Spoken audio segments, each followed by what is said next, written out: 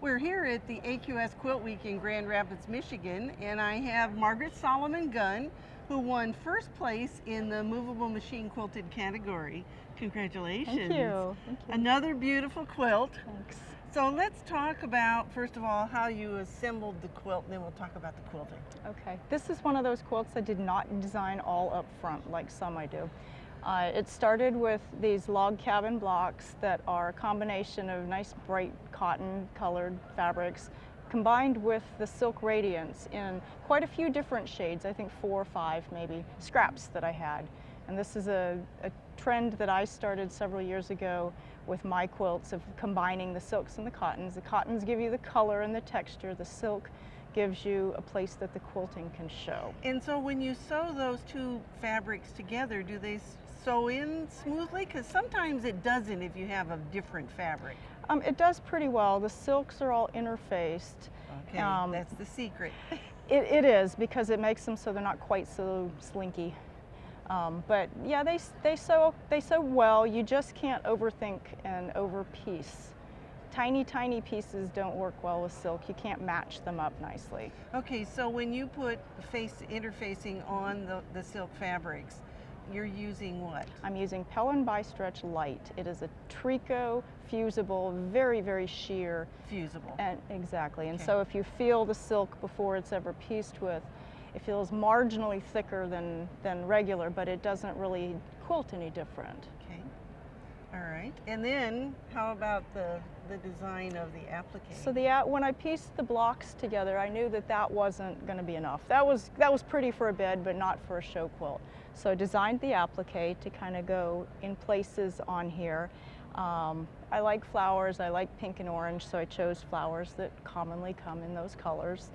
And it's original turned edge applique, hand stitched, and you know, it just kind of evolved. I knew I needed a center focal, so I put that on, added some leaves and berries, and then you even highlighted some of the sections, yeah, with a little couch thread on the outside edge. I did, and the couching and the embroidery, the leaves are embroidered before it's quilted, but things like this, turquoise thread on here, and this is a satin embroidery floss. Those I add after the quilting is done, and it's kind of in that month or 3-month long process of adding the details to it. It's just kind of like some of those finishing touches. It's a finishing touch, and I don't know if you can see it on the camera, but the light just catches the difference in sheen so that it's pretty.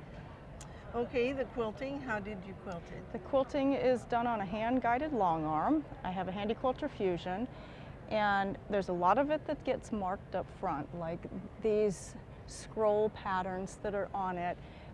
When I designed the quilting, I didn't, of course, don't want to just stitch the logs. I wanted it to be as though you are standing in this garden and you're looking through this wrought iron gate or fence, and I want this scroll work to kind of take you in and take you on that journey, and that's where this comes in. And so that's beautiful. And then the dense stitching behind it that's in a little bit of a colored thread, not too much, just a subtle peach, just to kind of really make the two pop, the scrolls to pop. And carried it through to here, but these are done differently, the flower blocks. And then tell us about the outside border. Yeah, you use the same flowers you used on the inside, or are they different? Some of them are the same, and then there's a few extra flowers on the outside. So, like the flowers, this is a little bit extra that I didn't do on the inside, and I just chose flowers that I liked. This is my homage to Paducah. I mean, there are a few quilts that I've put these dogwoods on, and right. it's a special thing in my heart, so I do it.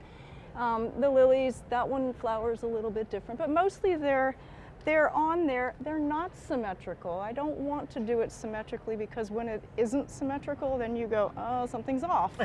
So, right. so you plan it purposely. So I it did. isn't. And yes. when I designed this, I have paper that is literally 8 inches wide by about, 70-something inches, and I draw it out life scale, so I can see what size these appliques are going to be. I don't want them tiny, I don't want them huge. You can lay it right on the edge and see what the shape. And I lay it on the edge, does. and then the butterflies came from this fabric that happens to have about 16 different styles of butterfly on it, and I just fussy cut them. You notice they're all a little bit different. Oh, they are. Add the antennas when they're quilted, and some of them, you know, you get little, I don't know, that one has, you know, the wispy, just to break it up a little bit.